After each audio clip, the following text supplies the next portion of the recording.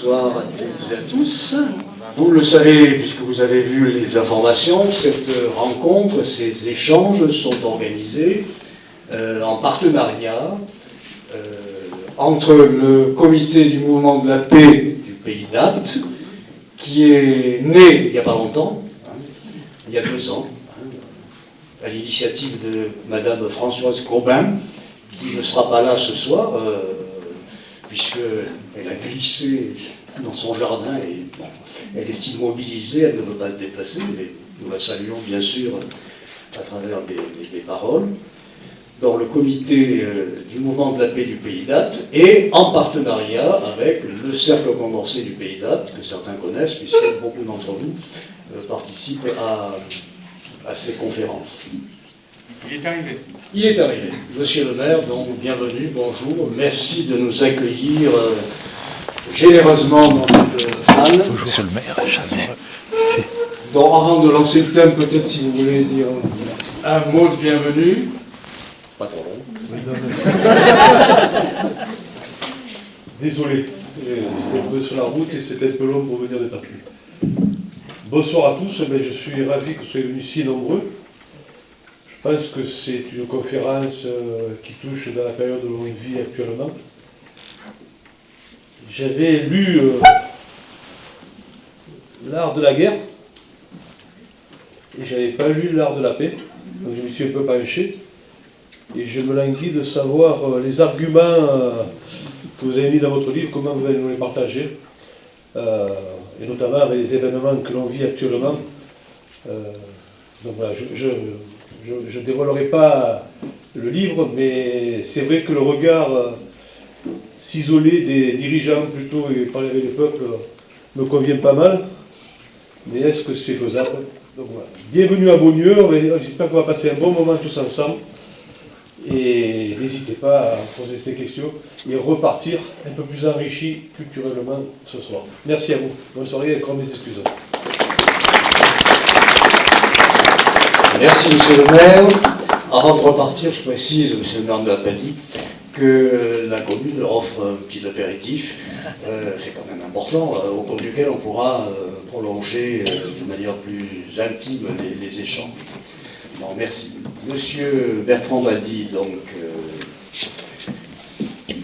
dont je me réjouis de la présence parmi nous, au creux du guide du Luberon.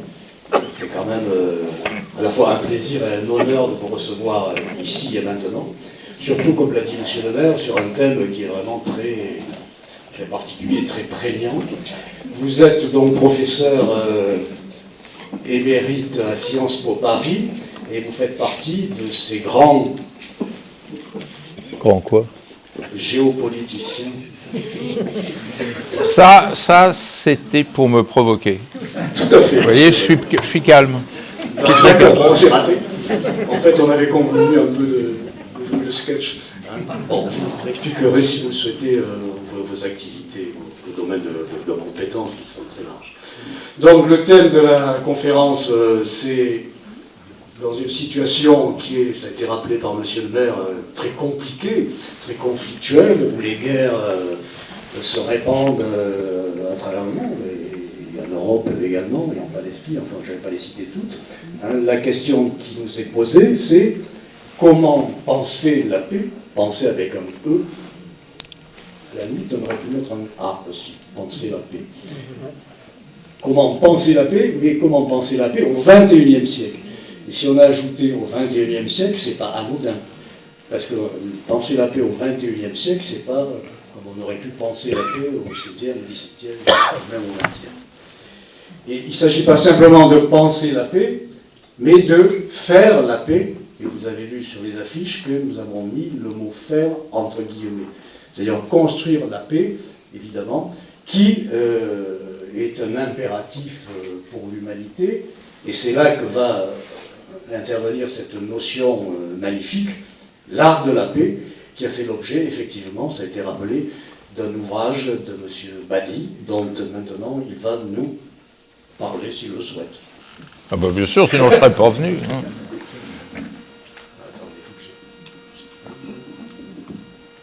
Parce que ça ferait du bruit sinon. Installez votre micro comme vous le souhaitez. Et on rallume. Voilà.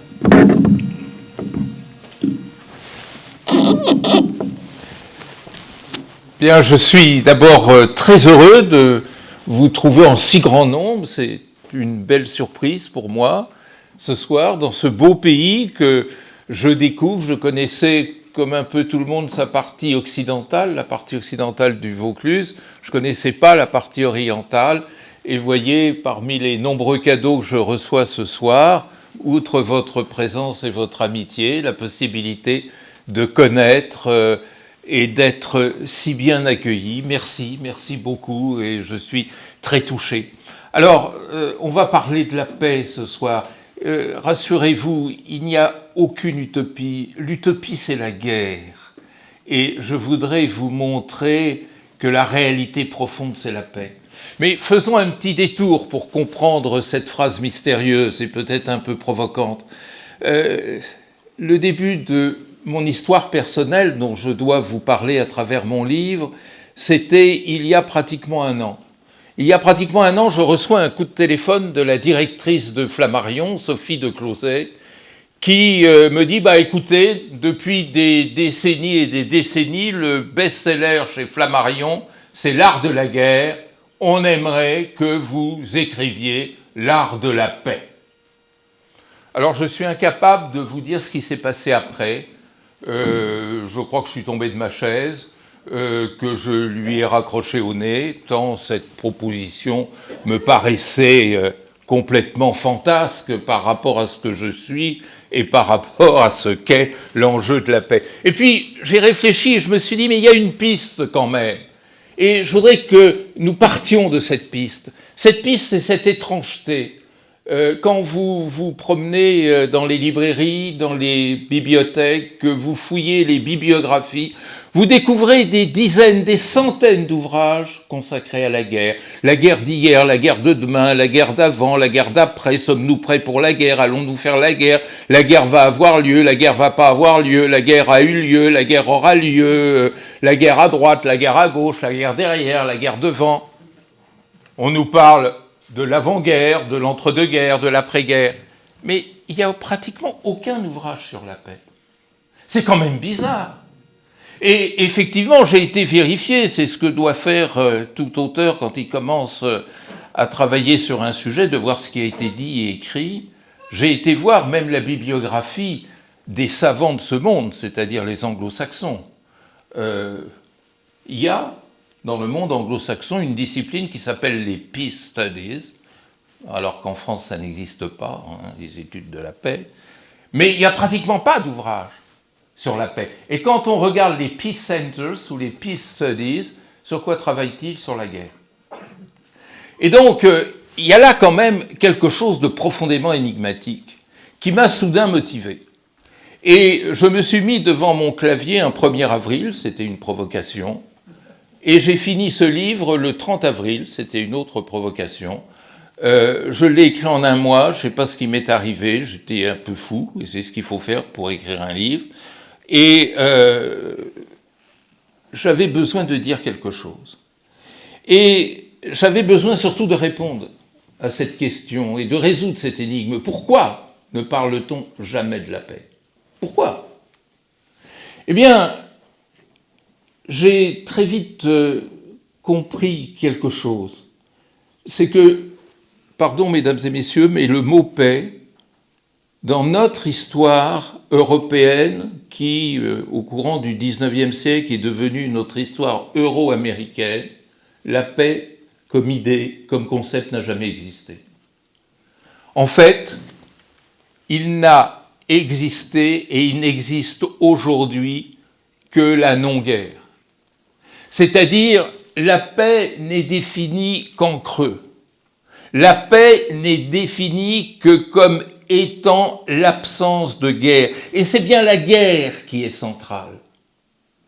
Et c'est ce qui m'amène à vous dire et à développer un peu plus tard cette idée fondamentale que la paix, c'est beaucoup plus que la non-guerre.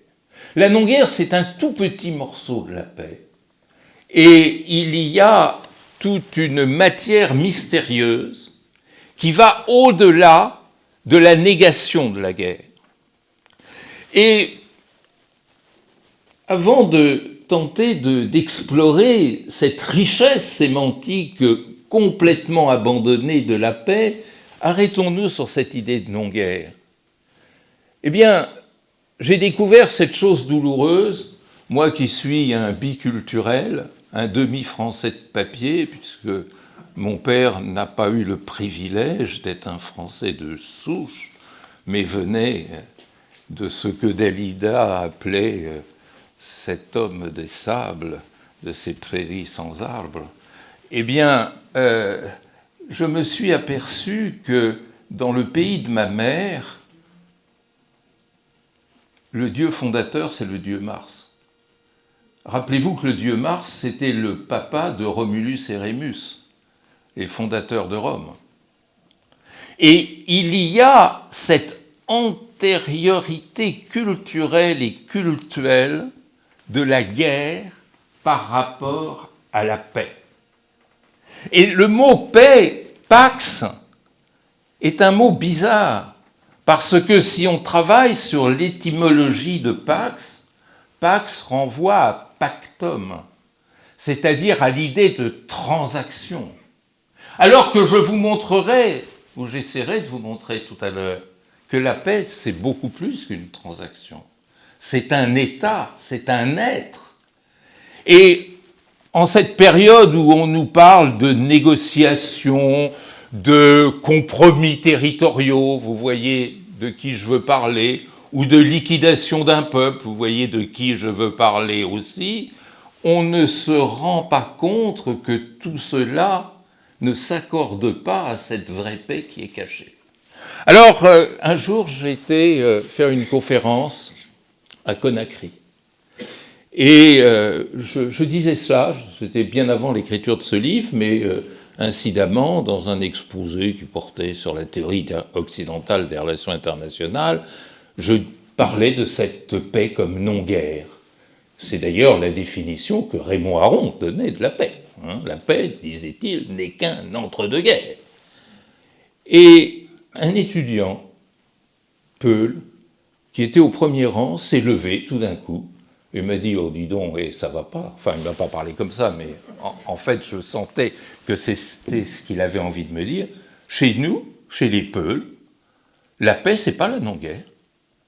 Chez nous, en langue poulard, la paix, c'est la santé sociale du groupe. Ah, c'est intéressant. C'est intéressant parce que nous nous éloignons de la définition en creux, de la définition en négatif. Voilà tout d'un coup une vision positive de la paix qui apparaît. Et du coup, j'ai interrogé mes collègues africanistes et spécialistes de différentes cultures d'Asie. Et j'ai appris que pour les Haoussa, cette peuplade du nord du Nigeria, de la partie musulmane du Nigeria, la paix, c'était aussi la santé sociale du groupe. Alors, il y avait probablement communication entre les Peuls et les Haoussa, qui sont très proches. Mais continuons. En arabe, salam, c'est la santé et la paix. C'est la santé. Chez nous, la paix, c'est la transaction. Dans le monde arabe, salam, et qui dérive en shalom dans la langue hébreu, c'est la santé également. Et un ami sinologue me dit, mais l'idéogramme en chinois pour la paix représente une femme sous un toit, assise sous un toit. Alors certains ont dit c'est du machisme, d'autres ont dit c'est du féminisme, c'est ni l'un ni l'autre. Et là, l'intuition me paraît forte, elle n'est pas de moi, hein, rassurez-vous, la paix, ce serait l'intégration, comme la cellule familiale est l'expression de cette intégration. Alors vous voyez, nous avons deux perspectives déjà, la paix comme santé, la paix comme intégration. C'est beaucoup plus ambitieux que la paix comme non-guerre. Mais alors, la grande question, mesdames et messieurs, pardonnez-moi, vous allez passer 10 mauvaises minutes, parce que ce que je vais vous dire n'est pas agréable, donc veuillez regagner votre siège, attacher et ajuster votre ceinture, il va y avoir des turbulences. Pourquoi ?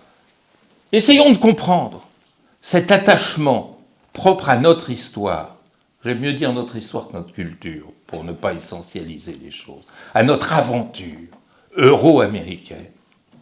C'est que la guerre, à mesure qu'on a inventé notre modernité politique, s'est imposée comme fonctionnelle, comme utile.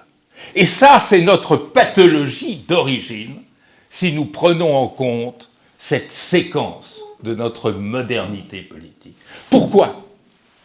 Alors, il y a un très grand philosophe, mais pardonnez-moi de vous dire que je le tiens aussi pour un méchant homme, qui est l'inventeur de notre philosophie politique moderne, l'anglais Thomas Hobbes. Vous savez, Thomas Hobbes a une drôle d'histoire. Je ne sais pas si vous connaissez son histoire personnelle, mais il faut toujours faire le détour par le profil de la personne. Maman Hobbes était enceinte en 1588 quand Philippe d'Espagne avait lancé l'invincible armada vers l'Angleterre. Et maman Hobbes avait une peur panique de cette invasion probable. Et elle a eu une peur tellement panique qu'elle a accouché d'un prématuré. C'était le petit Thomas Hobbes, né après 6 mois et demi de gestation. C'est un miracle, il a survécu. Et les psychanalystes qui se sont penchés sur ce cas très intéressant nous disent qu'il a été obsédé par la peur. Il faut comprendre ce statut exceptionnel de la peur dans notre histoire politique moderne, c'est-à-dire notre histoire post-médiévale. Et surtout que la peur du petit Hobbes, elle a augmenté 2 ans après, le père Hobbes quittait le foyer. Et puis, à peine avait-il 30 ans que s'est déclenchée la guerre la plus meurtrière en Europe, la guerre de 30 ans. Et peu de temps après, la guerre civile en Angleterre qui a valu la décapitation du roi Charles Stuart. Donc cet homme partait de l'idée que ce qui est premier, ce n'est pas la coexistence, comme le disait sagement Aristote. Ce qui est premier dans l'anthropologie de cette Europe en formation, c'est la sécurité. Ce dont cet homme a toujours été privé. Il considérait que la fonction du politique, ce n'était pas la coexistence, assurer la coexistence, mais c'est assurer la sécurité. C'est du Retailleau avant la lettre. Ah mais c'est du Retailleau dans le texte même. Et, mesdames et messieurs, j'attire votre attention sur la nature ambiguë et diabolique du concept de sécurité. Car il y a dans la sécurité 3 poisons. Il y a d'abord la méfiance structurante. Je demande la sécurité parce que j'ai peur de mon voisin. C'est parce que mon voisin ne m'inspire ni confiance ni désir de coopération, mais crainte et inquiétude.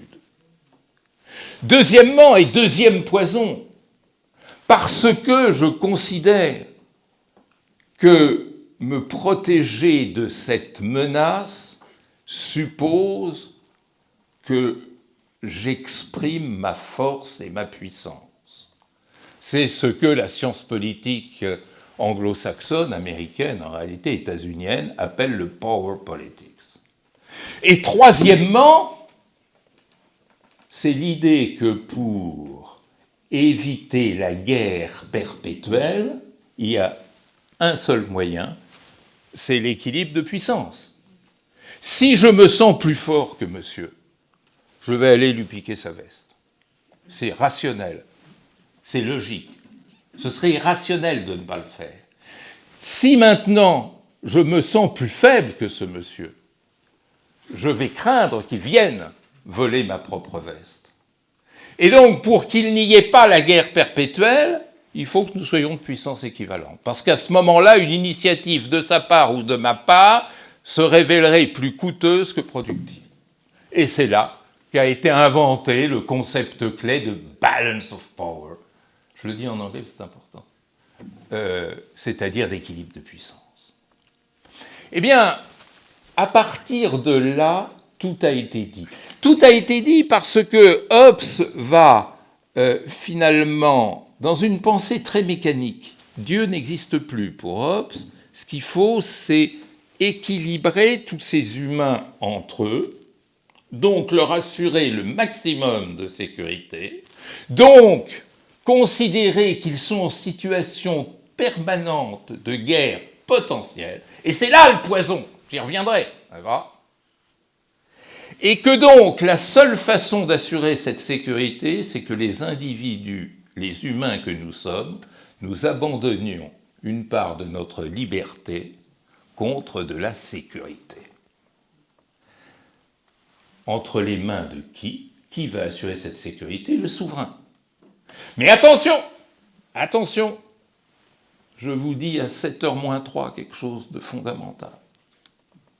C'est que si, véritablement, la condition de ma sécurité, c'est la souveraineté, ça veut dire que le jeu international n'est rien d'autre que quoi ? Une compétition entre souverains.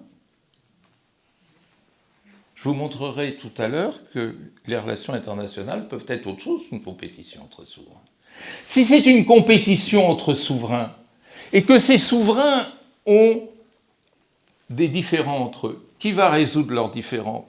Puisqu'ils sont souverains, ils ne sont sujets à aucune loi commune, et vous voyez comment le droit international est méprisé aujourd'hui. Donc, s'ils sont souverains, ils n'ont pour régler leurs problèmes entre eux qu'un seul instrument, qu'un seul moyen, la guerre. Et voilà comment la guerre est devenue au centre du monde. Voilà comment, paradoxalement, mesdames et messieurs, la guerre est considérée comme le premier garant de sécurité. Et voilà comment, par ailleurs, la guerre est le seul instrument capable de gérer les relations entre États souverains. Eh bien, hélas, ça a marché. C'est-à-dire que la guerre, pendant 3 siècles, a parfaitement accompli ses fonctions. La guerre a permis à l'État de se construire. La guerre a permis à l'État de se doter de l'impôt. La guerre a permis à l'État de se doter de bureaucratie. La guerre a permis à l'État de se doter d'une armée qui était son socle et qui le reste. La guerre a permis à l'État de mobiliser et de contrôler ses citoyens, de leur réclamer allégeance absolue. La guerre a permis aux plus forts ou aux plus rusés de gagner des territoires, de renforcer ses ressources, d'accroître son prestige. Bref, la guerre a été fonctionnelle. Eh bien, pour vous montrer que parler de la paix n'est plus une utopie, je voudrais vous dire, à 7h, 19h pile, ce qui est l'argument central de ce livre, c'est que les choses se sont retournées. Car depuis 1945, la guerre n'est plus fonctionnelle, la guerre n'accomplit plus les fonctions qui lui étaient assignées, et que la paix est devenue beaucoup plus rationnelle et utile. Alors vous allez me dire, donc c'est fini ? Hélas non, c'est beaucoup trop compliqué, parce que la contradiction, c'est que, comme je vais vous l'expliquer dans un instant, depuis 1945, la guerre ne fonctionne plus, mais les titulaires du pouvoir politique ont plus que jamais besoin de la guerre pour assurer leur propre survie. Nous vivons au centre de cette contradiction, d'une guerre devenue dysfonctionnelle, mais dont le pouvoir politique a besoin pour se pérenniser. Et ceci nous introduit à ce monde nouveau où les véritables garants de la paix se trouvent dans les dynamiques sociales, dans les peuples, dans les sociétés, dans les consciences individuelles et collectives, alors que la guerre va se nicher dans les vestiges du pouvoir politique. Alors on va y aller. D'abord, pourquoi la guerre ne fonctionne plus? Depuis 1945, le très grand institut, le Peace Research Institute of Oslo, le PRIO, a dénombré 500 guerres. C'est un record. Alors évidemment, c'est normal, parce qu'il n'y a jamais eu autant d'États, donc c'est normal que le nombre de guerres vienne à augmenter. Mais ce n'est pas la seule explication. La guerre devient la routine d'un pouvoir politique asphyxié.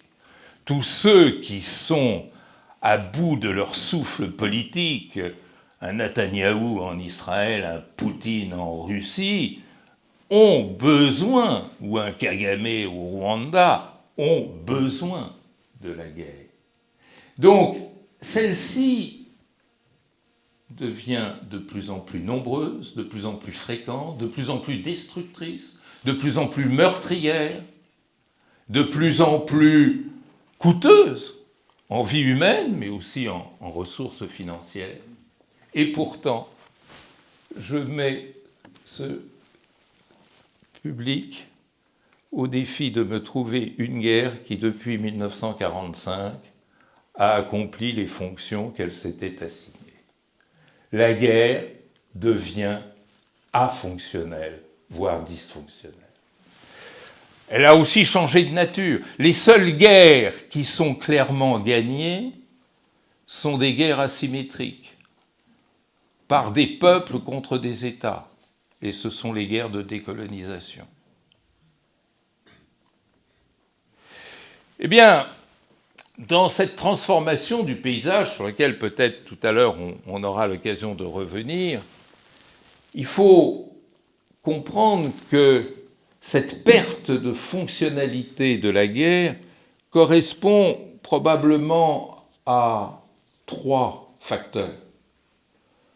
Le premier, c'est que la décolonisation, qui est un événement important qu'on n'étudie pas assez, parce qu'en principe, on n'a même pas le droit de l'étudier, vous savez, le décolonial, le postcolonial, la décolonisation, vous risquez l'apologie du terrorisme, si vous en parlez. C'est devenu quelque chose de peu fréquentable. Et pourtant, la décolonisation a inventé, à partir de 1945, il faudrait dire à partir de 1947 d'ailleurs, 1946, il y a déjà eu la guerre de décolonisation aux Philippines, enfin ça n'a pas été une véritable guerre. La décolonisation a marqué un tournant fondamental dans l'histoire de l'humanité, qui a été la victoire du faible sur le fort. Depuis Adam et Ève, ça ne s'était jamais produit. C'est-à-dire, le faible gagne désormais sur le fort. Il n'y a pas une guerre de décolonisation qui a été gagnée par la puissance coloniale. Ça dure, ça peut durer très longtemps. Celle de Palestine dure depuis près de 80 ans aujourd'hui. Pas tout à fait, mais 77 ans en tous les cas. Mais il n'y a pas d'exemple d'échec de celle ou celui qui cherche l'émancipation face à la puissance de domination. Ça, c'est un phénomène qu'il faut analyser de manière très précise. Et se demander pourquoi le phénomène s'est prolongé au-delà des guerres de décolonisation stricto sensu. Pourquoi les États-Unis ont perdu toutes les guerres depuis 1945, à la petite exception des guerres menées sous mandat des Nations Unies, comme par exemple l'opération Tempête du désert en 1991. Eh bien, derrière tout ça, il y a un sujet, moi, qui me passionne, mais qui est très difficile à analyser, qui est l'apparition, l'avènement de l'énergie sociale dans le jeu de la conflictualité internationale. Le canon marche, fonctionne contre le canon, ne fonctionne pas contre l'énergie sociale. D'où vient cette énergie sociale? D'où vient le fait que, par cette énergie sociale, le plus faible emporte sur le plus fort? C'est une grande question, mais en tous les cas qui pose la fin du modèle hobbésien et qui pose la fin de cette fonctionnalité de la guerre dans le modèle classique. Pensez, pour mon livre prochain, je travaillais sur les bombardements du Cambodge. 2 700 000 tonnes de bombes ont été lâchées sur le Cambodge, ce qui a permis au Khmer Rouge de gagner.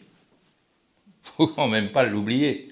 Il y a là tout un mystère qui annule le power politics, la capacité de la puissance. Et c'est un phénomène, il faut être modeste face à cela, parce qu'il n'y a pas d'explication, il n'y a pas d'explication toute faite. Il y a des suppositions, je vous parlais d'énergie sociale, mais le cheminement de l'énergie sociale à travers des mécanismes d'identification des individus à des causes, d'inefficacité croissante de la puissance, tout ça, ça mérite d'être étudié de manière très très précise. Le deuxième élément, c'est bien entendu la chute du mur. La chute du mur, nous sommes en novembre 1989, mais ça n'a pas été le moment le plus fort. Le moment le plus fort, c'est 2 décembre 1989. 2 décembre 1989, le président de l'URSS, Mikhail Gorbatchev, rencontre le président des États-Unis, George H. Bush, en rade de la Valette, dans un bateau de guerre américain. Et là, Gorbatchev dit à Bush quelque chose qui a fait remuer Hobbes dans sa tombe. Gorbatchev dit « Eh bien, l'URSS n'est plus intéressée à la compétition, n'est plus intéressée par la compétition avec l'Occident. » C'est la première fois que, dans un jeu diplomatique, l'idée de compétition, vous vous rappelez, je vous parlais tout à l'heure de compétition entre souverains, se trouve annulée. Gorbatchev, qui a été très maltraité par ses contemporains et probablement par l'histoire, avait eu la prémonition que nous entrions dans un monde qui n'était plus celui de la compétition des souverainetés, mais de l'interdépendance des souverainetés. Ça, c'était trop compliqué à comprendre par les autres, et on l'a payé très cher, cet aveuglement, ce refus de mettre en place ce New World Order dont on nous parlait à l'époque, parce que ça a permis à Poutine de pousser. Ça a permis à Poutine de ciseler sa fameuse formule que vous connaissez toutes et tous, « Make Russia great again ». Et oui, et le paradoxe est là.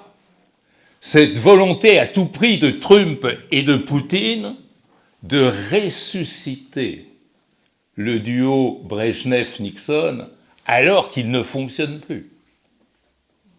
C'est pour ça que je m'énerve, je vous le dis pour que vous ne posiez pas la question, contre ceux qui me traitent d'utopiste, parce que l'utopie, elle est là, c'est-à-dire dans la résurrection du duo Brejnev-Nixon, elle n'est pas dans le constat du dépassement de cette dualité compétitive. Et justement, j'en viens au troisième élément, qui est la mondialisation.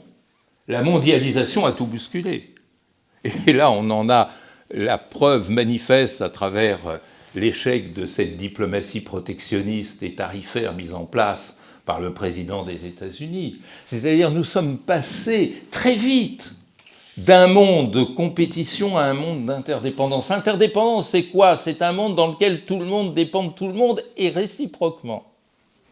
Vous voyez ce que je veux dire? Ça veut dire quoi?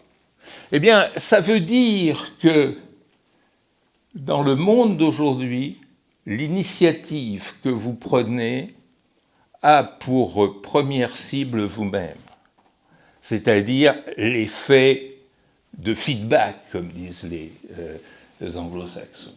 Nous sommes dans un monde où tout le monde dépend de tout le monde. Ça veut dire que le faible continue à dépendre du fort, mais ça veut dire que désormais le fort dépend aussi du faible. En matière énergétique, en matière commerciale, en matière financière, en matière monétaire, en matière démographique, en matière migratoire. Nous sommes dans un monde d'interdépendance serrée qui rend l'idée classique de compétition et de sécurité compétitive complètement obsolète. Alors, face à cela, que faire, comme disait l'autre?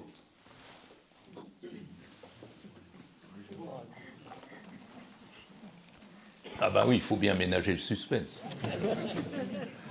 Alors, ce qui est intéressant, c'est de retourner le problème. C'est ce que j'appelle dans mon livre, je ne vous dis pas tout du livre, parce qu'après vous ne l'achèterez pas. Donc, je commence mon livre sur l'idée qu'il faut remettre la paix à l'endroit. C'est-à-dire refaire passer la paix devant la guerre. Et avoir ainsi un projet de paix, ou plus exactement construire le projet politique comme étant un projet de paix. Et nous en sommes là, aujourd'hui. Avez-vous remarqué la défaite de la pensée politique ? Avez-vous remarqué comment la pensée politique, à droite, à gauche ou au milieu, s'assèche ? Que l'on ne vous propose que du vide à gauche, ou une puissance nue, c'est-à-dire libérée et du droit et des valeurs à droite. C'est quand même très inquiétant. Alors comment faire ? Eh bien, retournons à avant Hobbes. Redécouvrons les vieilles constructions de la paix, ou celles qui nous sont contemporaines, dont parlait mon étudiant guinéen.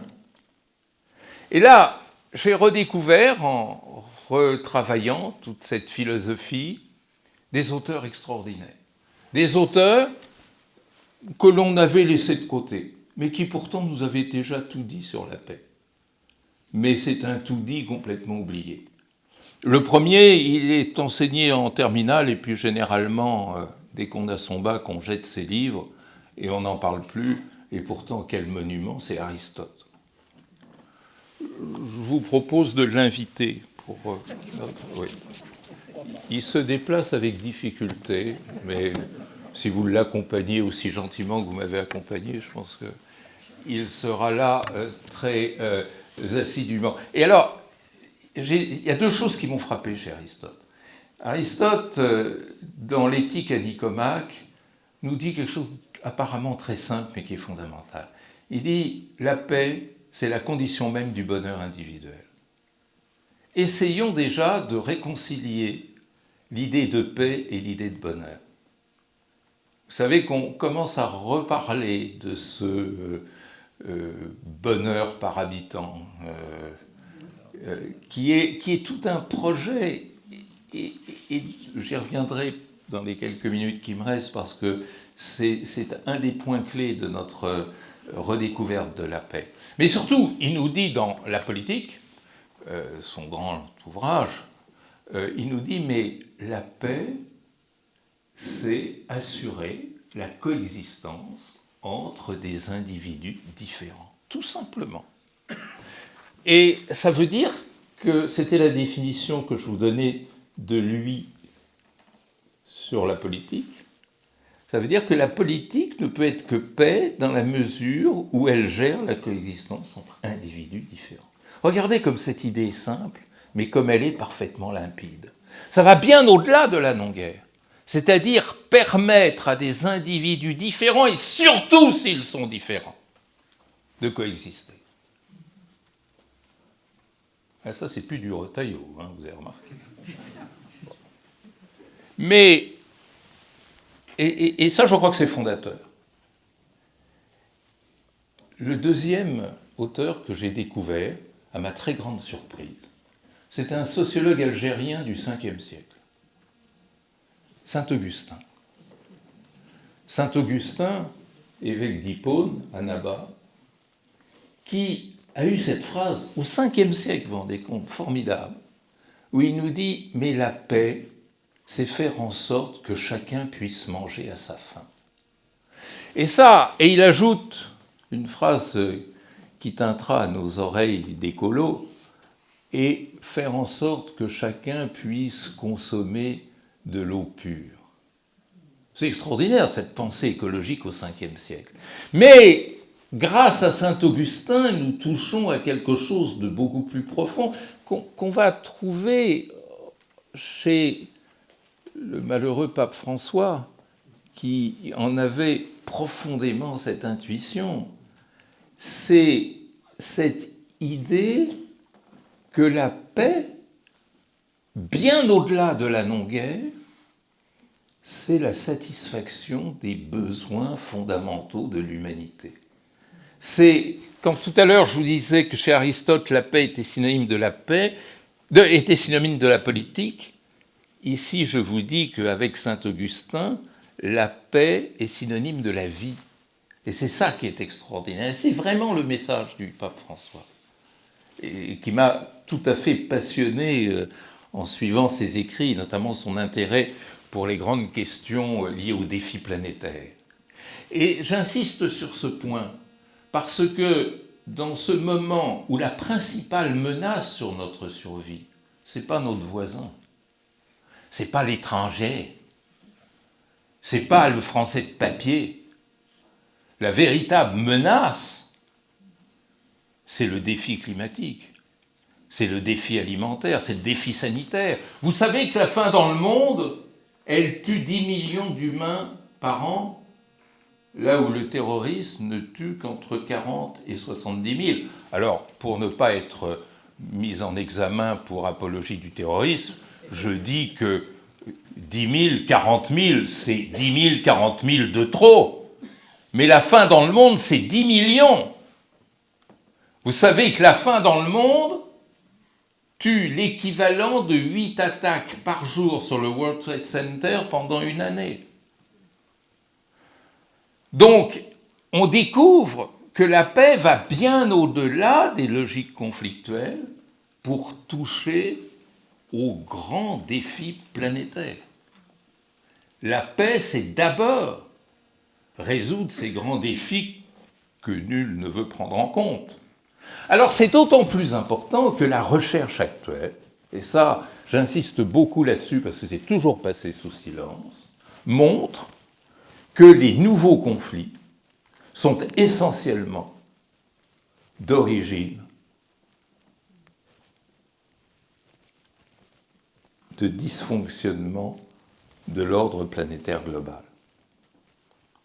On ne peut pas comprendre le conflit sahélien sans savoir qu'au Sahel, la désertification augmente de 10 cm par heure. Par heure, vous vous rendez compte? Si bien que le pasteur n'a plus de fourrage à donner à ses troupeaux. Donc il va chipper la production du cultivateur. Donc le cultivateur, il va prendre les armes et il va tirer sur l'éleveur. Et voilà la quotidienneté du conflit sahélien. Et les groupes djihadistes, là-dedans, ils ne font que le rôle d'entrepreneurs de violence, c'est-à-dire de tirer les bénéfices d'une situation dont ils ne sont que les pyromanes.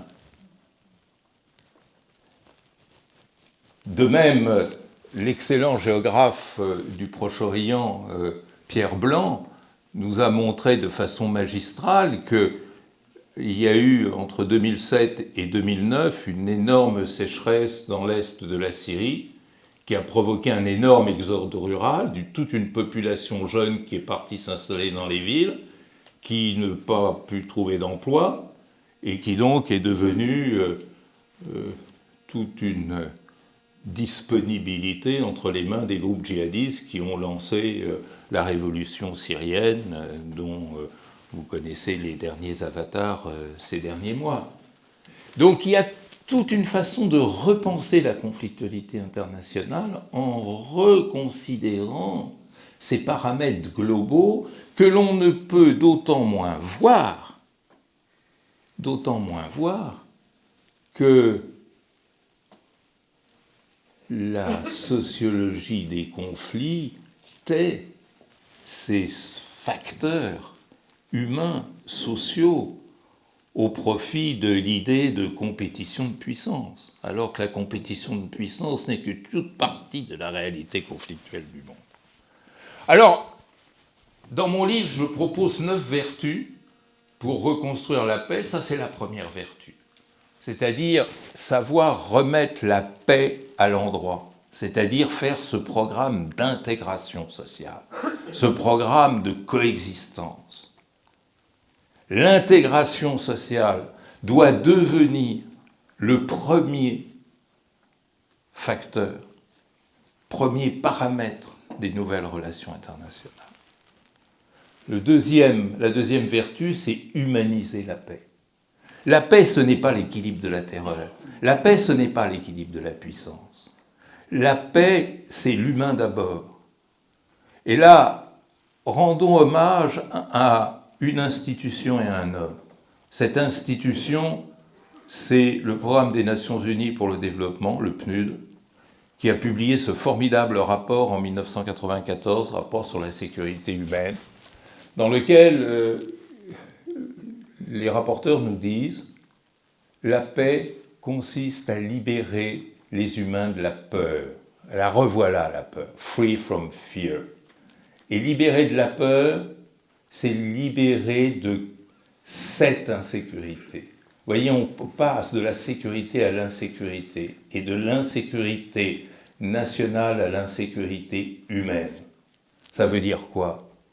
Eh bien, insécurité alimentaire, je vous en ai dit un mot, insécurité sanitaire, avec le Covid, on sait ce que ça veut dire maintenant, insécurité climatique, insécurité économique, la grande pauvreté, insécurité culturelle, c'est-à-dire la précarité des minorités culturelles dans leur pays de résidence, insécurité individuelle, c'est-à-dire les droits de l'homme, et enfin, insécurité institutionnelle, c'est-à-dire cette insécurité qui tient au défaut d'institution. Il n'y a pas d'institution, donc c'est la loi de la force qui fonctionne. Ça a été une révolution considérable. 1994, rapport sur la sécurité humaine.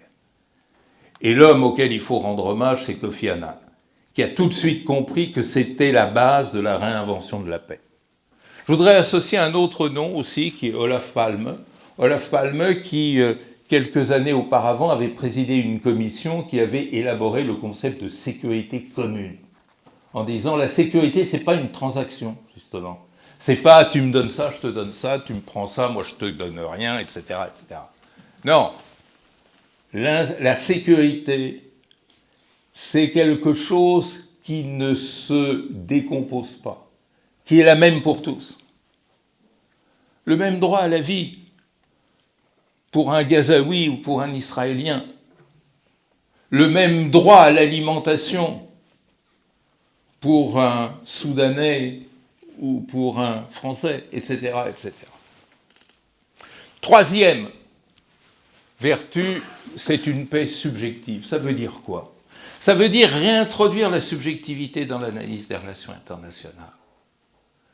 On a considéré les relations internationales comme étant essentiellement un phénomène mécanique, objectif, la compétition entre intérêts nationaux.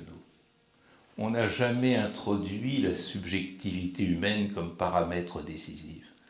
Mais est-ce qu'intérêt national a le même sens à Pékin, à Moscou, à Kinshasa, à Téhéran, à Delhi? Eh bien, il faut comprendre que nous sommes aujourd'hui dans un monde qui est dominé par une bataille de sens, c'est-à-dire dans cette planète mondialisée, mesdames et messieurs, tout le monde ne pense pas de la même manière. Il faut avoir le courage de considérer que l'autre peut ne pas penser comme moi. Et que ne pensant pas comme moi, il y a un conflit de sens qui existe potentiellement à chaque séquence de l'histoire des relations internationales. Si bien que les relations internationales doivent maintenant être traitées à partir de 3 questions fondamentales. Premièrement, qu'est-ce que l'autre pense d'un événement qui nous est commun? Moi, j'étais à N'Djamena, au Tchad, le jour où s'est déclenché le conflit russo-ukrainien. Je vous assure que mes amis et collègues tchadiens ne percevaient pas celui-ci du tout de la même façon que moi. Ayons l'effort de nous demander comment l'autre pense. Deuxièmement, faisons l'effort de nous demander ce que l'autre pense de moi. Quelle image il a de moi? Et si je ne travaille pas l'image que j'ai chez l'autre, je deviens un facteur potentiel de guerre. La paix suppose que l'on harmonise notre perception l'un de l'autre. Et puis, troisième question, comment l'autre imagine que je pense de lui, c'est-à-dire comment je me le représente. Et c'est de cette conviction que l'autre a, que vous le méprisez, que dérive l'humiliation qui est la source principale de guerre dans notre monde actuel. Donc subjectivons les relations internationales, faisons l'effort de la compréhension de l'autre, ce qui devient un élément absolument indispensable. Tout le monde ne pense pas comme moi, et si l'autre ne pense pas comme moi, c'est pas parce qu'il est sous-développé. Arrêtons avec le paradigme Jules Ferry de la verticalité des races supérieures et des races inférieures. Quatrième vertu, la paix doit être systémique. La paix, c'est un tout. C'est-à-dire qu'on ne pourra pas régler le conflit russo-ukrainien à partir d'une transaction territoriale. Je vous ferai remarquer que depuis 1945, il n'y a eu aucun traité de paix qui est reposé sur une transaction territoriale. Ça n'existe pas. Les très rares manipulations territoriales depuis 1945 n'ont jamais été reconnues en droit international. Que ce soit la création du Kosovo, qui n'est toujours pas aux Nations Unies, que ce soit Chypre Nord, qui n'est reconnu que par la Turquie, ou que ce soit l'Abkhazie ou l'Ossétie. C'est quand même intéressant. Mais ça veut dire quoi? Ça veut dire qu'il n'y a de paix que systémique, c'est-à-dire en introduisant en même temps les paramètres économiques, sociaux, culturels, subjectifs, dont je parlais tout à l'heure. Cinquièmement, la paix ne peut être que globale. C'est-à-dire que le véritable enjeu de la paix, c'est dans l'intégration planétaire. Sans résoudre les grands défis planétaires, il n'y aura jamais de paix. Sans résoudre le problème climatique, il n'y aura jamais de paix. Seulement, les grands défis globaux appartiennent à une rationalité à long terme. Et la politique est une rationalité à court terme. Résoudre un problème climatique, c'est demander aux électeurs de payer beaucoup pour résoudre un problème dans longtemps, alors que la rationalité politique, c'est demander de payer le minimum pour résoudre un problème dans l'immédiat. Sixièmement, la paix doit être institutionnelle. Il faut repenser nos institutions internationales, savoir et comprendre que nous avons affaire à un faux multilatéralisme. Nous ne sommes toujours pas entrés dans l'ère du multilatéralisme. Et ça parce que un vilain monsieur qui s'appelle Woodrow Wilson a pris le dessus sur un homme absolument remarquable mais totalement oublié qui est Léon Bourgeois. Léon Bourgeois qui nous expliquait très intelligemment au début du XXe siècle qu'avec ce qu'il appelait la formation d'une opinion publique internationale, il fallait désormais servir ce qui était la mondialisation naissante.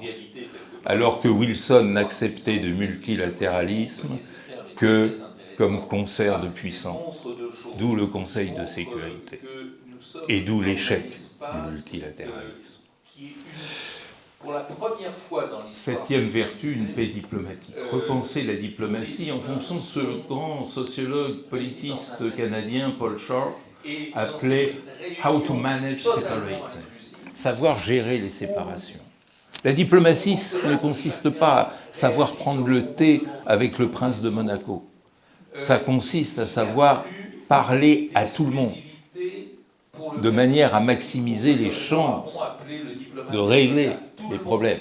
Quand il y a un hold-up dans une banque et que des malheureux innocents sont pris en otage, le GIGN, il négocie avec les preneurs d'otages. Dans les relations internationales, c'est la même chose. Huitième vertu, une paix hospitalière. Ça, nous le devons à Emmanuel Kant, qui avait très justement indiqué que il n'y a pas de paix qui ne commence par savoir accueillir l'autre, l'étranger. Vous connaissez ce sketch du très grand sociologue français Fernand Reynaud sur l'étranger. Hein? L'étranger qui en avait assez d'être méprisé. Il est parti, l'étranger. Eh bien, depuis, il n'y a plus de pain dans le village. Parce que l'étranger, il était boulanger.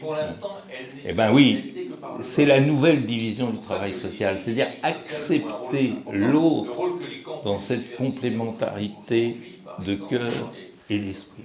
C'est absolument fondamental. Tout ce qu'on nous distille de discours anti-migratoires est non seulement de l'ordre du mensonge, mais de l'ordre du poison. Parce que c'est considérer qu'il y a facteur de déstabilisation, là où dans la mondialisation, la migration est au contraire un facteur de restabilisation. Évidemment, vous allez me dire, c'est un fils d'immigré qui dit ça, mais je crois que je suis quand même un facteur de stabilisation. Et enfin, mesdames et messieurs, parce que je ne veux pas être trop long, il n'y a de paix qu'éduquer. Et là, désignons l'échec de notre système éducatif.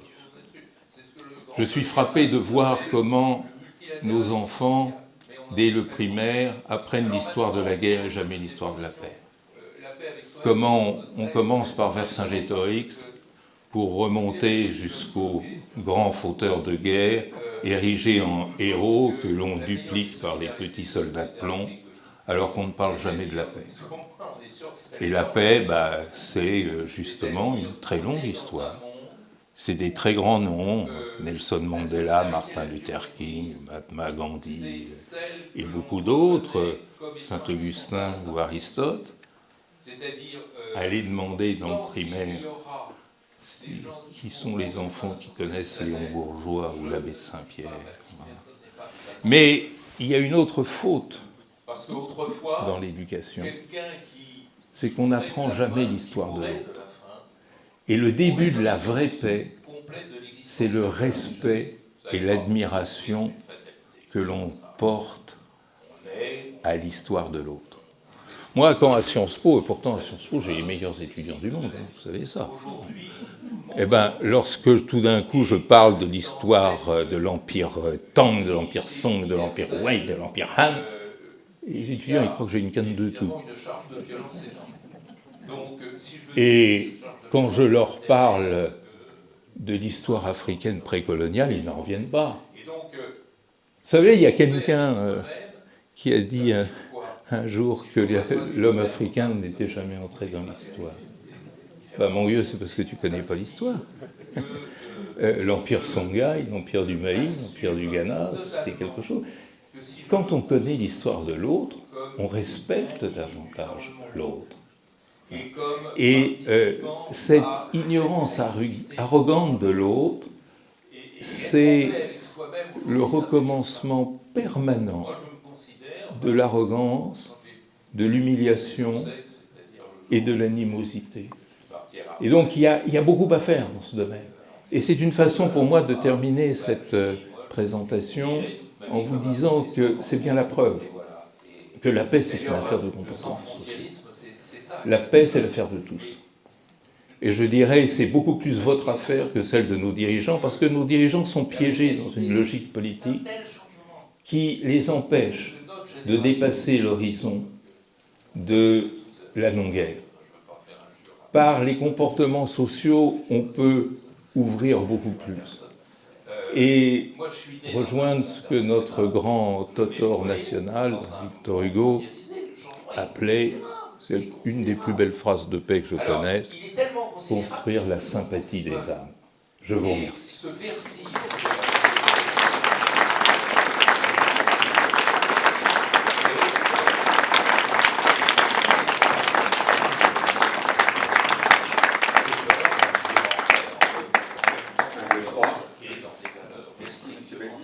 Ah, je ne vous voyais pas.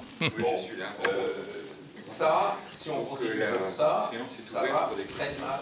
se passer. On a rappelé, Si on apprend à être dans le monde, si on apprend aux Cercle enfants condensé, s'il vous plaît. des CP, Vous levez la main, dans le monde, je vous donne le micro, je reprends le micro pour que la question ils sont tout soit, à et fait après, frères on et essaie de faire sœurs. passer un certain nombre d'hommes. C'est Voilà. jeunes, alors, Asseyez-vous. qui nord ou qui nous du sud. Ah, pardon. Ah, Voilà. pardon. Voilà, c'est moi qui vous passerai le micro, on en avait convenu, mais il n'y a pas eu de guerre entre nous. Hein.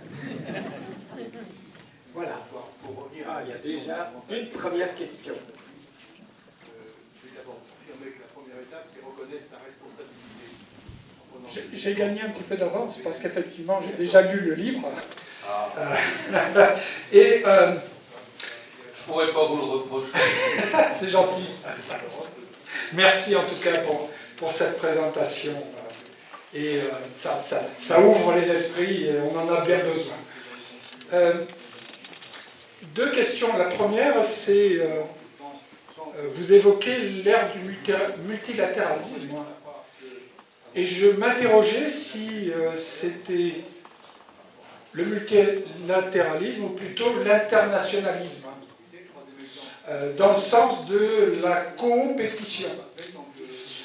Ça, c'était première question. Et puis, une réflexion, quand j'ai fini de lire votre livre, je me suis dit, mais le plus important, c'est avant tout que je sois en paix avec moi-même.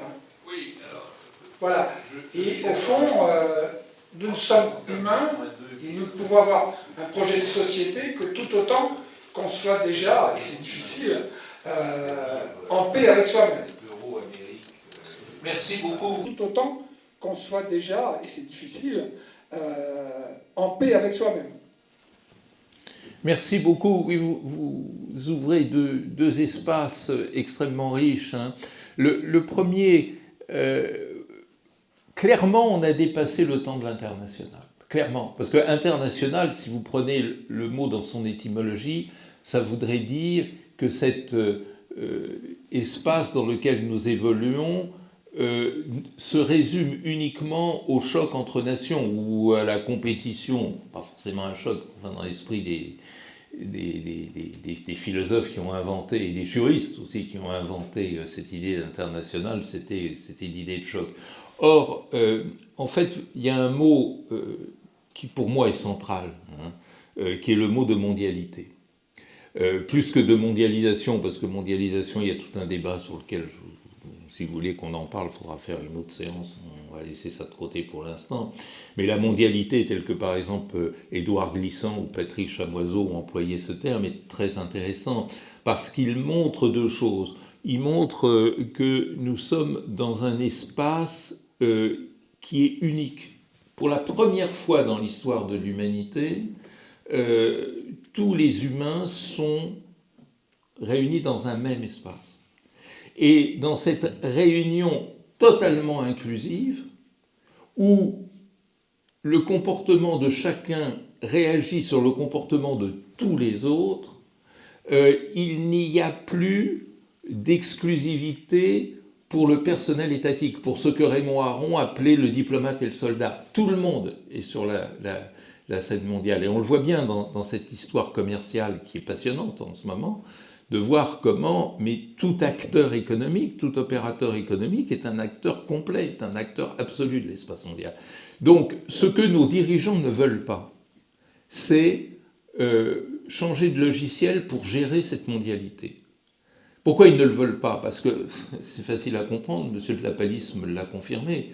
Si on passe à une gestion de la mondialité, ça veut dire qu'il n'y aura plus de privilèges propres, inhérents au pouvoir politique institutionnalisé, qui n'ont plus le monopole de l'action internationale. Ce qui est effectivement une perte considérable de ressources pour les princes de ce monde.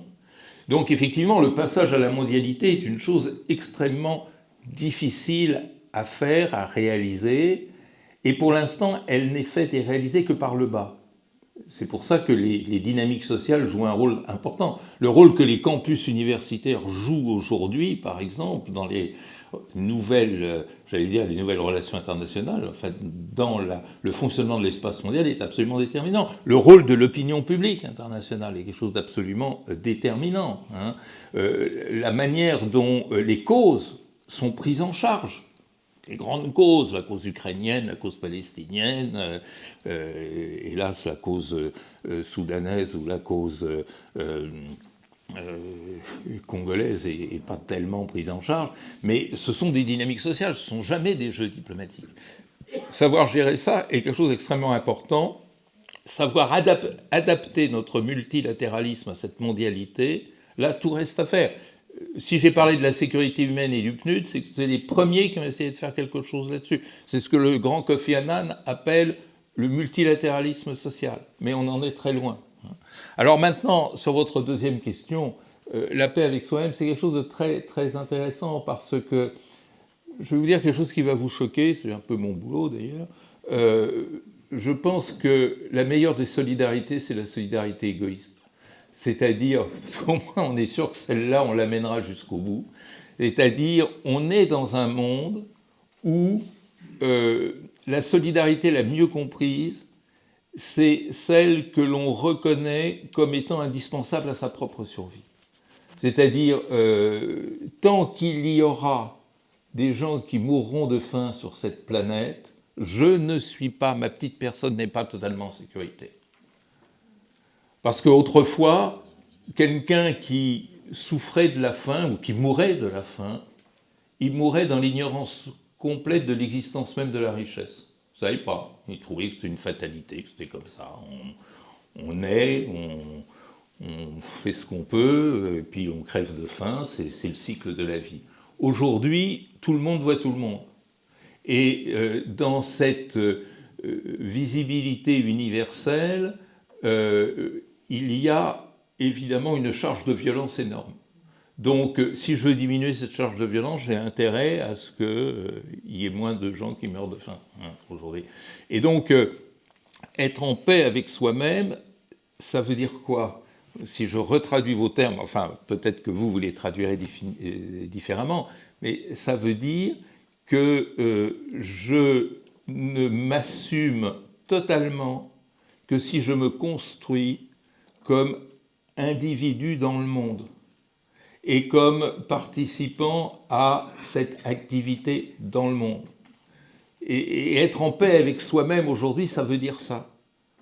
Moi, je me considère, enfin, quand j'ai le jour de mes obsèques, c'est-à-dire le jour où je suis parti à la retraite et qu'on m'a enterré sous les fleurs, là-bas, j'ai dit, moi, je me suis considéré toute ma vie comme un professeur dans le monde. Et voilà. Et d'ailleurs, le sans-frontiérisme, c'est ça, quelque part. Mais ce qui est terrible, c'est que la mondialité, c'est un tel changement. Nous, de notre génération, et je crois qu'effectivement, on est à peu près tous de la même génération. Enfin, je ne veux pas faire injure à certaines personnes, mais en fait, je ne suis pas si vieux que ça, donc je fais injure à personne. Moi, je suis né dans un monde international, je vais mourir dans un monde mondialisé. Le changement est considérable, Alors, il est tellement considérable que ce changement fait peur. Et ce vertige de la mondialisation, ça crée quelque chose que vous connaissez, que nous connaissons tous très bien, qui est le populisme. C'est-à-dire cette rétraction nationale populiste. J'ai peur, donc je m'enferme en même temps dans l'ordre et dans des valeurs strictement nationales et identitaires. Bon, ça, si on continue comme ça va très mal se passer. Si on apprend à être dans le monde, si on apprend aux enfants dès le CP qu'ils sont dans le monde, et que, voilà, ils sont tout à fait frères et sœurs de ces jeunes en Itourie ou Kivu du Nord ou Kivu du Sud, je crois qu'on gagnerait.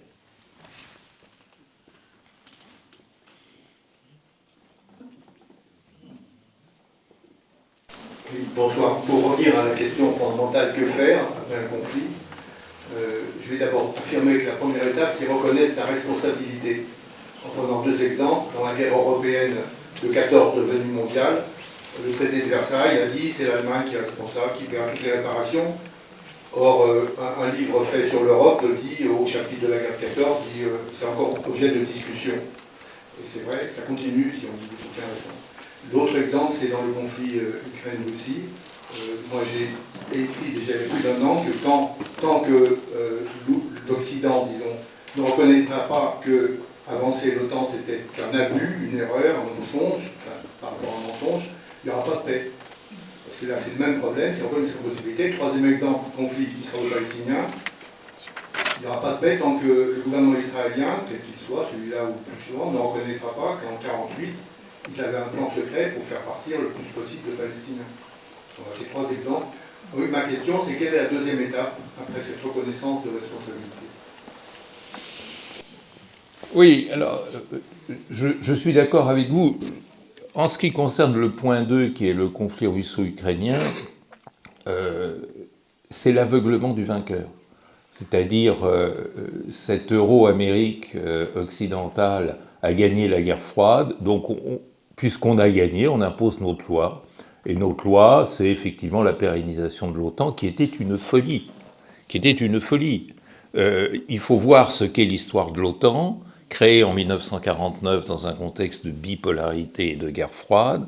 Le fait de le maintenir alors qu'il n'y a plus une alliance symétrique en face, c'était effectivement entrer dans une logique schmittienne, vous savez, ce juriste allemand qui considérait qu'on avait besoin d'ennemis pour exister, c'est-à-dire c'était créer ou ressusciter l'inimitié russe, l'hostilité russe, c'est-à-dire que le maintien de l'OTAN a fabriqué Poutine. Vous avez tout à fait raison. Ceci dit, ça ne change rien au fait que Poutine a agressé un pays qui avait le droit de l'intégrité territoriale et du respect de son autodétermination. Donc, effectivement, c'est la construction de cette vérité complète qui permet de jeter les bases d'une solution. Mais votre exemple est parfait pour montrer qu'il n'y a plus de solution transactionnelle. J'insiste beaucoup là-dessus. Il n'y aura jamais une solution durable. Alors, il y aura peut-être un accord, quoique j'y crois pas beaucoup, conjoncturel entre Vladimir Trump et Donald Poutine, c'est possible. Mais ça ne vaudra rien. Ça ne vaudra rien tant que l'on n'aura pas redéfini la sécurité en Europe. On a besoin de définir une sécurité post-bipolaire en Europe. Et une sécurité qui ne soit pas hobbesienne, qui soit une sécurité humaine, qui soit une sécurité totale. Bon, c'est ça. Alors vous posez la question après avoir dit la vérité, et vous avez raison, la vérité, Mandela l'a très bien expliqué, la vérité est indispensable pour construire la paix, mais après la paix, elle se construit par l'intégration. Je reviens à mon idée de tout à l'heure. Et l'intégration, c'est pas un marchandage entre deux parties, c'est effectivement la construction d'un ordre de coexistence. Comment faire coexister les Européens entre eux? Ça implique une conférence Helsinki 2. Et si on a pu faire Helsinki 1, pourquoi ne peut-on pas faire Helsinki 2? Et Helsinki 2, comme je l'ai dit dans mon exposé tout à l'heure, c'est un phénomène systémique. C'est-à-dire, c'est pas seulement une question territoriale, c'est une question économique, c'est une question sociale, c'est une question culturelle. Les fameuses corbeilles d'Helsinki, c'était ça. Donc, effectivement, tant qu'on ne traduit pas paix en termes de coexistence et que l'on n'admet pas que cette coexistence, elle est totale, eh bien, on ne progressera pas dans l'idée de paix. La paix, ce n'est pas la non-guerre. C'est pour ça que le cessez-le-feu, ça appartient au vocabulaire martial, ça appartient pas au vocabulaire de paix. Le vocabulaire de paix, c'est la coexistence. Et la coexistence, c'est la définition consensuelle d'un ordre d'intégration. Oui, merci pour ce débat qui est intéressant. Moi, je voudrais parler, puisque vous parlez beaucoup de sécurité, ça me fait penser forcément à la sécurité sociale. En 1945, moi je suis fille d'ouvrier, et toute la classe ouvrière était dans un démuni avant la guerre n'avaient pas de retraite, n'avaient pas de soins. C'était vraiment la misère au niveau du travail et des conséquences du travail. Et on a quand même eu 2 ministres communistes, Marcel Paul et Ambroise Croizat, qui ont travaillé énormément à faire un contenu exemplaire pour appliquer une sécurité sociale, qui a donné un bien-vivre, je dirais, dans notre pays pendant des années. Mais il faut quand même reconnaître que c'était pas... le capitalisme, disons, s'est vengé un peu sur les années suivantes, puisqu'on a détruit de plus en plus le contenu même de la sécurité sociale, en privatisant à outrance et en faisant rentrer les capitaux de plus en plus au niveau du privé. Moi, je suis ancienne, à la retraite, ancienne hospitalière du service public, et j'ai vu les méfaits de plus en plus du privé, qui rentrait le loup dans la bergerie, disons, et j'ai vu comment on vidait totalement les bienfaits de cette sécurité sociale, avec les mutuelles, etc., et finalement la carte vitale qui devient la carte bleue, qui est remplacée plutôt par la carte bleue. Donc ma question, c'est cette sécurité sociale idéale qu'on pouvait encore améliorer et mondialiser à la limite, pas seulement en France, mais elle était amenée à être mondialisée. Je pense qu'au niveau même de la politique européenne, on casse les services publics, il n'y a pas que la santé justement, mais on casse cette sécurité sociale et tous les services publics pour remplacer par la capitalisation à outrance. Et c'est à mon avis une source de guerre.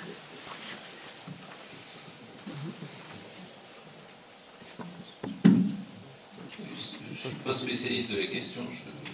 Je ne demandais pas à un neurologue une consultation en orthopédie. C'est pas mon domaine. Oui, bonsoir à tous. À propos de paix, vous avez évoqué la Palestine, Gaza.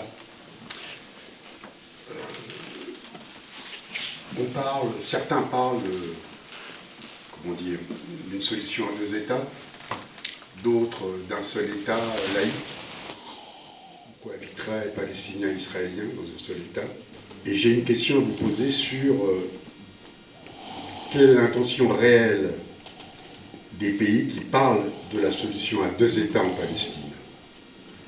Est-ce que ces pays sont sérieux dans ce qu'ils disent, ou s'agit-il d'une esquive plutôt que d'assumer l'audace politique et morale et l'adoption d'une position ferme pour arrêter la guerre, pas simplement pour cesser le feu, ce qui nécessite d'imposer un embargo sur les armes à la machine d'extermination aujourd'hui sioniste, de boycotter le régime de Netanyahou et d'aller au Conseil de sécurité, et là ça pose un problème effectivement, comme vous l'avez évoqué, afin d'adopter une résolution pour arrêter le massacre. Alors je ne parle pas évidemment des pays qui ont adopté une attitude progressiste, comme l'Espagne, l'Irlande sur la question, mais des gouvernements occidentaux, particulièrement français, la Grande-Bretagne, l'Allemagne, je ne parle même pas des États-Unis, et le slogan de la solution à 2 États, c'est la question, n'est-il pas devenu un cliché vide de sens, plutôt nauséabond, lorsqu'il émane de gouvernements qui sont complices de crimes de génocide? N'est-ce pas une illusion quand on ne parle pas de ce qu'est un État, de ses frontières, de son indépendance, etc. Oui, alors, monsieur, la solution à 2 États, bon, c'est un sujet extrêmement compliqué, je ne peux pas répondre en quelques minutes. Vous avez raison de dire que c'est souvent un faux semblant, et c'est tout à fait exact. Tout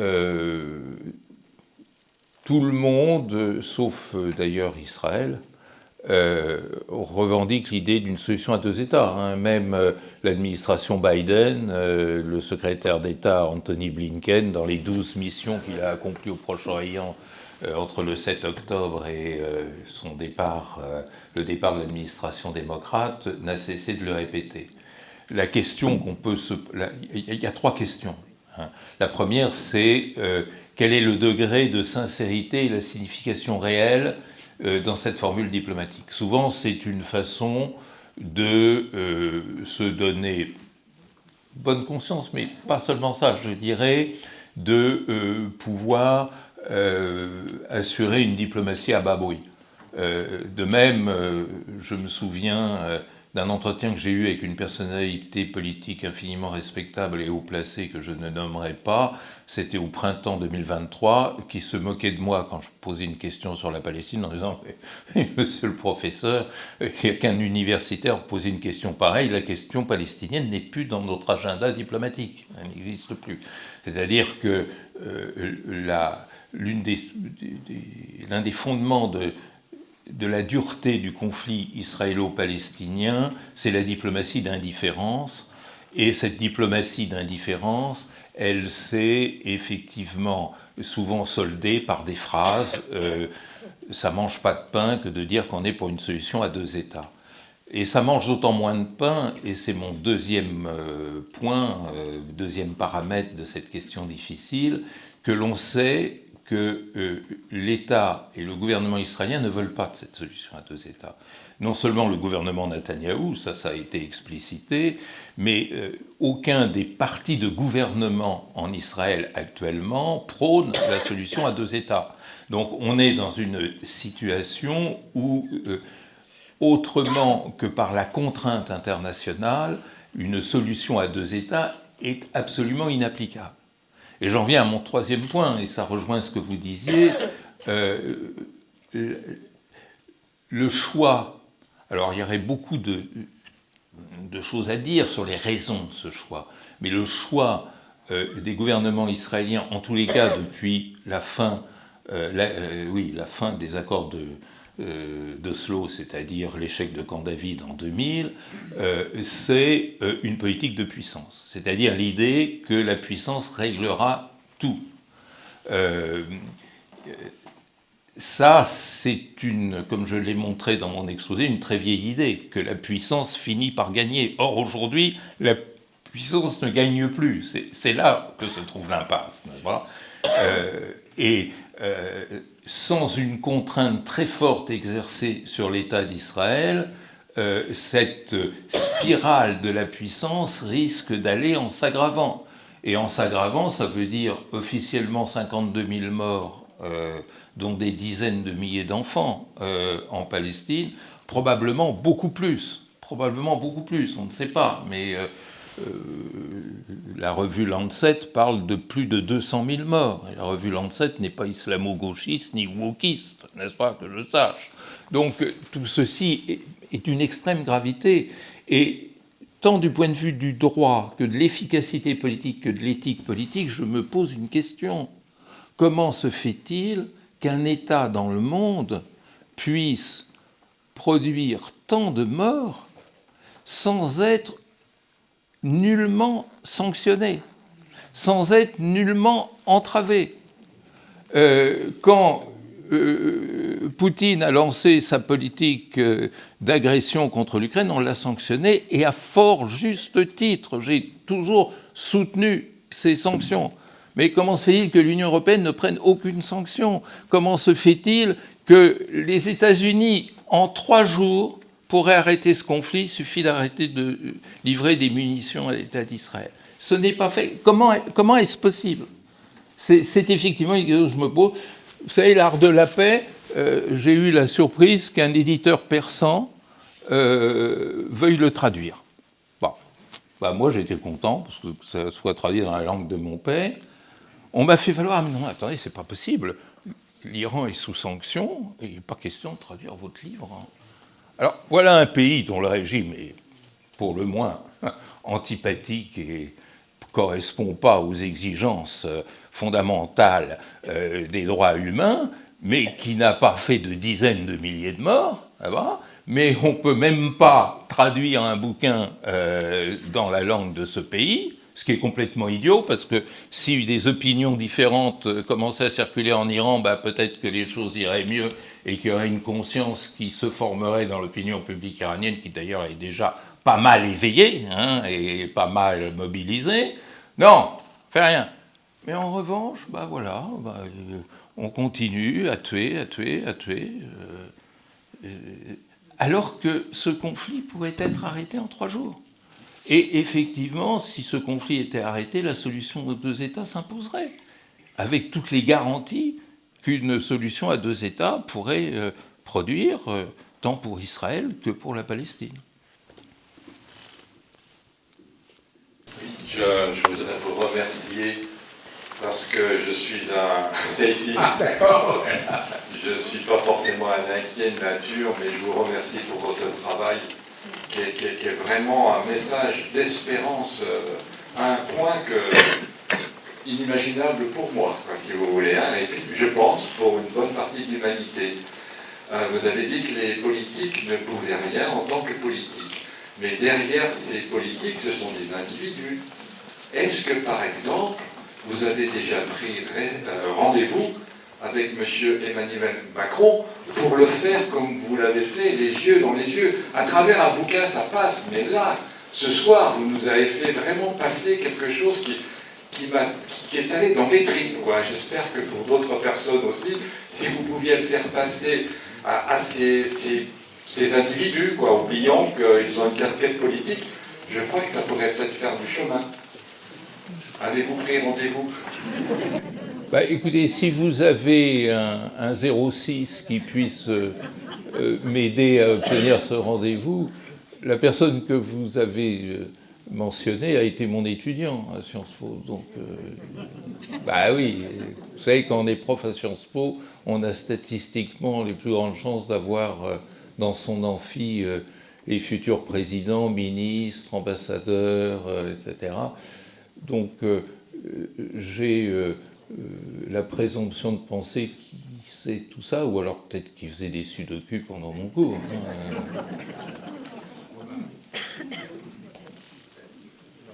Reste-t-il des questions? Alors,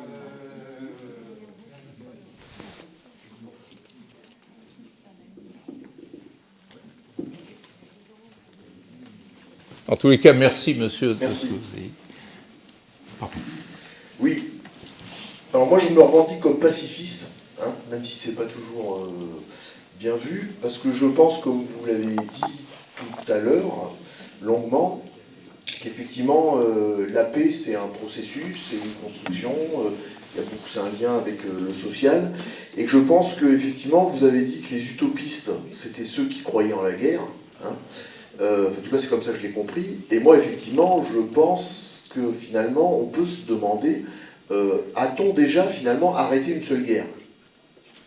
Parce que je pense qu'actuellement, les fins des guerres sont toujours, en fait, le démarrage de la suivante. Parce que on n'arrête pas la guerre, en fait. On impose quelque chose à des générations, à des jeunes, à des gens qui veulent récupérer un terrain, qui veulent venger l'honneur des anciens et tout ça.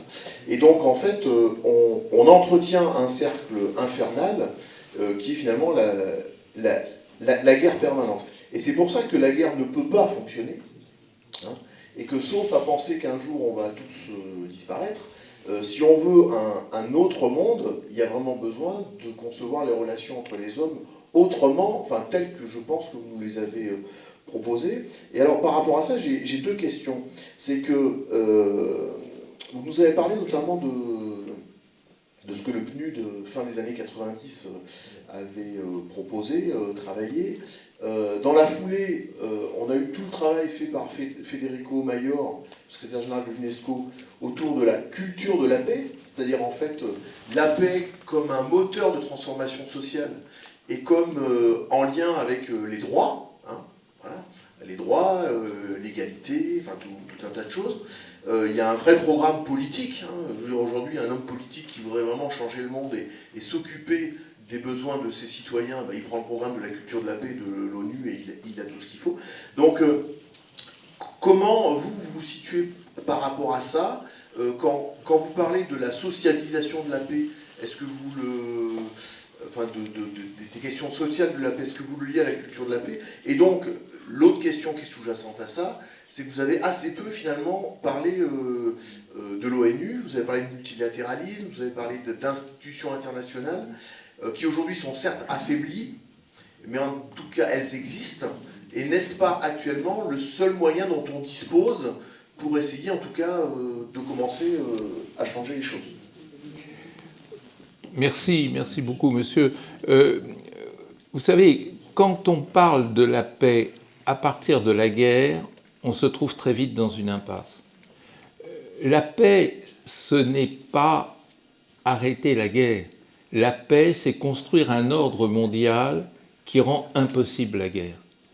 C'est ça la formule que je propose. Parce que quand on est dans le tunnel de la guerre, empêcher la guerre, ça devient fragile, dangereux, contradictoire et ambigu.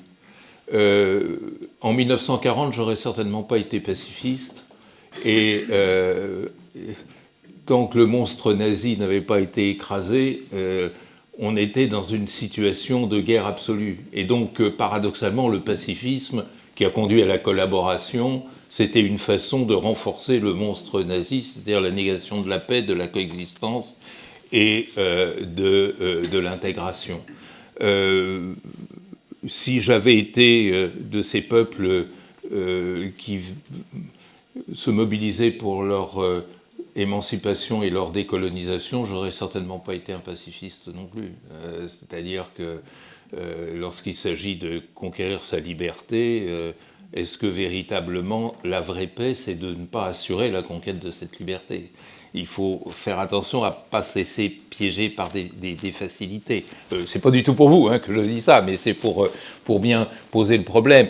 Un Ukrainien, il se bat pour sa liberté, et il se bat contre un ordre d'oppression et d'agression. Être pacifiste à Kiev, aujourd'hui, c'est pas très bien non plus. Et on pourrait multiplier les exemples de même nature. C'est la raison pour laquelle, moi, le programme de paix que je vous propose, c'est concevoir un monde qui, enfin, dénoncera l'irrationalité de la guerre. C'est-à-dire qui rendra impossible cette guerre. C'est ça, la véritable équation que je vous propose. Alors, l'ONU, là-dedans, bon, vous savez, j'ai tendance à dire à mes étudiants, pour les détendre, que l'ONU, c'est comme le cholestérol, problème que nous connaissons tous. C'est-à-dire, il y a la bonne ONU et la mauvaise ONU. La bonne ONU, elle existe, et il faut lui rendre hommage, on n'en parle jamais. C'est ce multilatéralisme social qui fait un travail extraordinaire. Le programme alimentaire mondial, qui a eu le prix Nobel de la paix à très juste titre, a fait un boulot absolument fondamental, extraordinaire, devant lequel je m'incline. Je m'incline devant le Haut Commissariat aux réfugiés, je m'incline devant l'OMS, je m'incline devant l'UNICEF. Vous parlez de l'UNESCO, qui fait aussi un boulot formidable. Ça, c'est la bonne ONU, elle marche, parce que c'est l'ONU de l'intégration mondiale. Et puis, vous avez le mauvais cholestérol. Le mauvais cholestérol, c'est le Conseil de sécurité, c'est-à-dire qui, non seulement n'arrête aucune guerre, comme vous l'avez très justement dit, mais qui, finalement, réussit à les pérenniser. Et ça, c'est un véritable cauchemar. Quand je pense... Je ne sais pas si vous avez entendu parler de monsieur Vassili Nebenzia. Ça vous dit quelque chose, ce nom-là? C'est le délégué russe au Conseil de sécurité. Le jour où l'Allemagne avait pris une très bonne initiative, la diplomatie allemande, de créer une réunion ouverte, ça existe, du Conseil de sécurité, c'est-à-dire ouverte même aux non-membres du Conseil de sécurité, sur les questions climatiques. Monsieur Nebenzia a dit, non seulement parler de climat au Conseil de sécurité est inutile, mais c'est contre-productif. Vous vous rendez compte le culot de dire que parler du climat au Conseil de sécurité, du changement climatique, est contre-productif. Ça veut dire quoi? Ça veut dire que le Conseil de sécurité est un tel concert de puissance qu'il n'arrive même pas à actualiser le concept de sécurité et considérer que la principale menace sur l'humanité, c'est justement la menace climatique. Mais la Russie n'est pas seule en cause. quand est apparu le Covid, en mars 2003, la présidence était chinoise du Conseil de sécurité. On a demandé au Conseil de sécurité une résolution robuste pour marquer une volonté d'endiguer le Covid, notamment en renforçant les compétences de l'OMS. Eh bien, la présidence chinoise s'appuyant sur la diplomatie américaine, qui pourtant à l'époque était, attendez que je vous dise pas de bêtises, non, c'était encore Trump, évidemment, oui, puisque Trump voulait qu'on avale de l'eau de Javel pour se nettoyer. Oui, donc la diplomatie Trumpo-Xi Jinping a tout bloqué. Bon, tout ça, c'est un échec qui est imputable à M. Woodrow Wilson. Vous savez, quand Wilson, à la paix de Versailles, avait proposé la Société des Nations, League of Nations, Lloyd George, qui était le Premier ministre britannique de l'époque, a dit « Ah oui, vous voulez faire renaître le concert européen ? Je suis tout à fait d'accord. » Bon, voilà, on en est là, c'est-à-dire c'est le concert européen élargi qui, aujourd'hui, continue à gérer les affaires du monde, comme du temps, je vous renvoie à vos manuels d'histoire, la conférence de Laibach, 1820, ou de Troppau, 1821, c'est exactement ça. Je vous propose une dernière question, mais courte. Et une réponse courte. Et une réponse...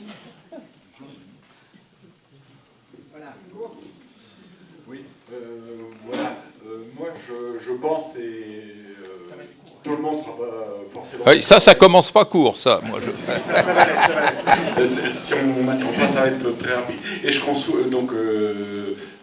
pense que la lutte des classes, ça existe toujours, et je conçois pacifiquement que tout le monde ne soit pas d'accord avec moi. Et donc, parfois, je constate qu'elle tourne en guerre des classes. Est-ce que vous avez un avis sur l'existence de cette lutte des classes et éventuellement des propositions, si vous admettez qu'elle existe, des propositions pour qu'elle cesse?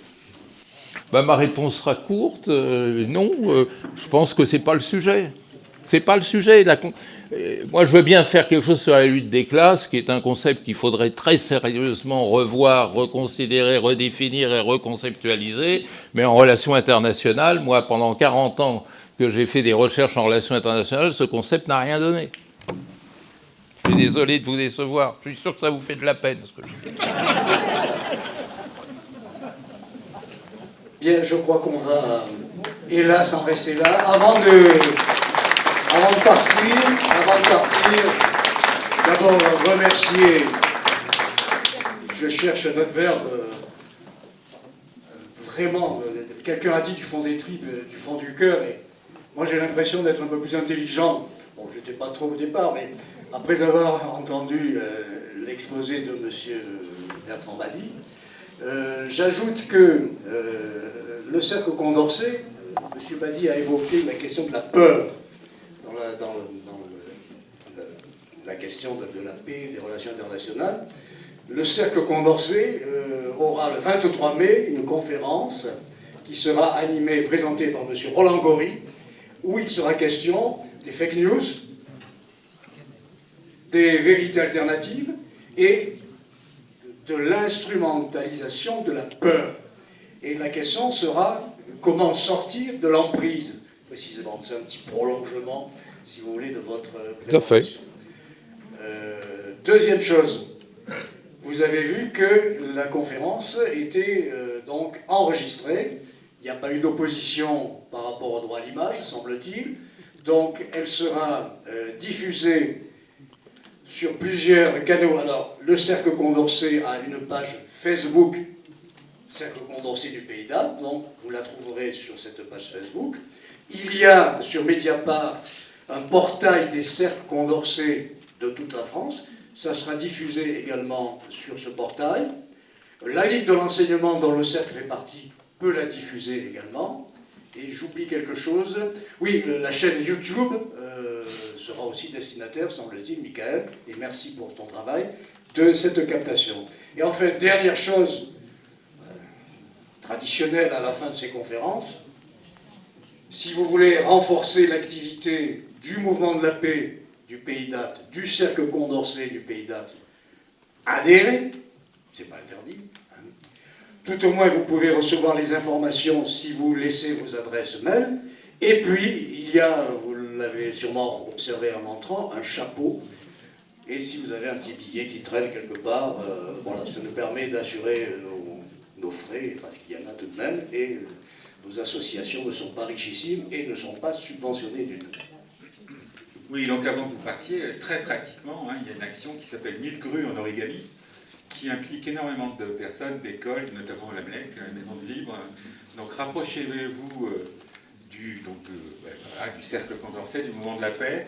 Hein, l'idée, c'est de reprendre quelque chose qui s'est passé au Japon. C'est pour les 80 ans de l'anniversaire, je ne sais pas si on peut dire ça comme ça, mais donc du bombardement d'Hiroshima et de Nagasaki. Et donc il y a une action collective et coopérative de création d'origami. Je vous en avais mis sur chacun de vos sièges. Vous avez un tuto, si j'arrive à l'ouvrir. Là où, voilà. Bon, il est collé. Il y a un tuto dedans, hein, vous l'avez vu. Il y a toutes les coordonnées. C'est aussi bien pour les grands, les petits, que pour tout le monde. Et c'est une manière concrète, eh bien, de penser à la paix. Et donc, à chaque fois, de penser en plus à M. Badi. Donc, ça vous fera pas de mal. Merci beaucoup.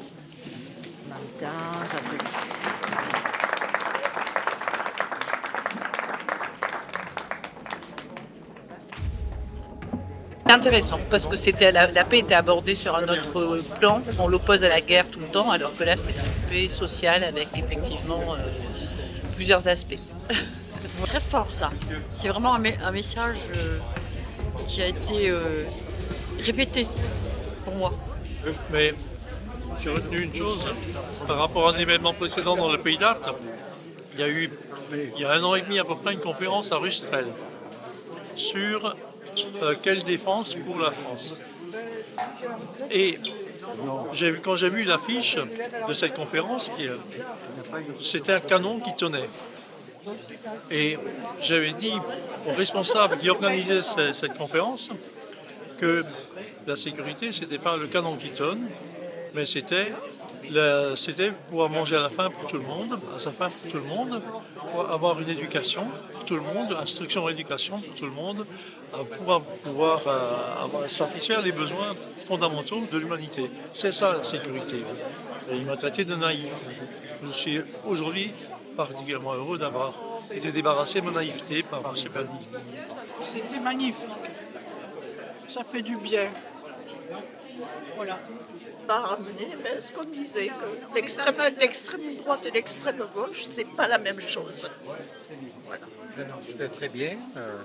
On a entendu un point de vue qui était très intéressant. Et très clair. Très clair. Très clair.